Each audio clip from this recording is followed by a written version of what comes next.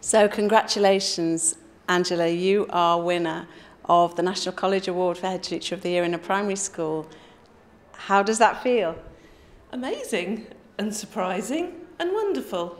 The journey that we've been on at St Median School since the nominations were put in by the PSA has just taken us on a road of feeling good about ourselves, and that's such a good thing to do once in a while. You kind of worry about what you need to do next and what you haven't done, and teachers don't often enough reflect on what they do and what they have achieved.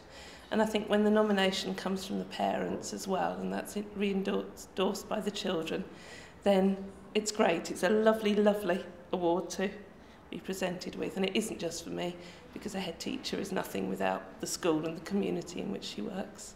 That's a lovely thing to say. And back in Cornwall tonight, they'll be watching you on television. They will, yes. And they'll be celebrating. They will indeed, yes. Yeah, and it's almost a shame that it's half term, because it'd be lovely to go back into school on Monday, but I won't, and I won't expect the children to be there either.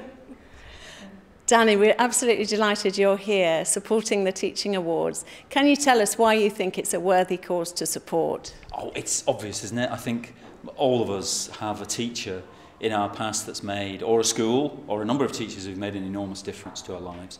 And I think, especially coming in the entertainment world I work in, you realise there are far too many awards for entertainers and not for some of the other people who are crucial in people's lives, like good teachers, you know. So it's a privilege to be here, absolutely.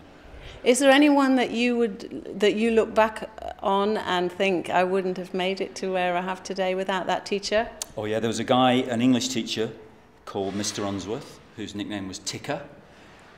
What's your nickname? I don't know. You'd need to ask the children. We'll have to find that out. And he was, it was a boys' school, and he just made us learn Jane Austen, and a really bad Jane Austen novel, Northanger Abbey, and a really difficult one for teenage boys. And he was amazing, really. And he introduced me to drama and Shakespeare and so many different things. And, you know, he's not the easiest man to like, but I thought he was extraordinary, and I'd present him with 10 of these if I had the chance.